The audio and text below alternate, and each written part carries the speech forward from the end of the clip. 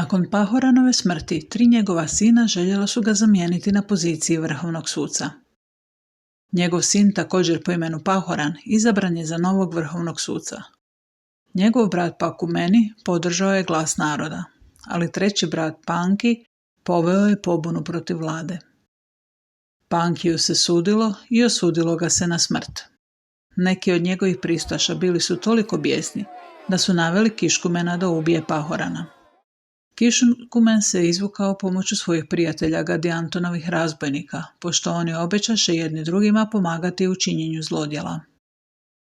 Pakumeni postade vrhovni sudac, ali izdržaše samo godinu dana, jer ga lamanski napadači ubiše u Zarahemli.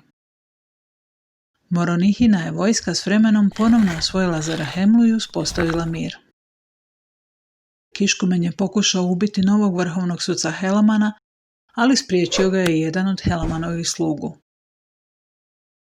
Helaman je pokušao dokrajčiti Gadijantonove razbojnike, no oni su se sakrili. Helaman je služio i sudio pravedno i svima jednako, dulje od 10 godina. Imao je i 2 sina koja se spominju, Nefija i Lehija. Kada je Helaman umro, njegov stariji sin Nefi postao je vrhovnim sucem. Nažalost, u svom ponašanju prema drugim Nefici počiniše velike grijehe, te se Bog od njih povukao i Lamanci im oduzeše mnoge gradove. Nefi, Lehi i Moroniha narodu su propovijedali pokajanje. Kad se narod pokajao, vojska je uspjela vratiti pola otetih gradova. Nakon gotovo 10 godina na položaju vrhovnog suca, Nefi se povukao i do kraja života je sa svojim bratom Lehijem propovijedao riječ Božju. Propovijedali su u svim nefijskim gradovima, a potom i među Lamancima, koji su ih bacili u tamnicu. Kad su ih Lamanci htjeli ubiti, Nefi i Lehi zaštićeni su vatrom. Propovijedali su pokajanje Lamancima koji su bili prisutni. Tihi, blagi glas pozvaše Lamance na pokajanje. Taj glas se pojavio 3 puta i podučavao ih je čudesne stvari.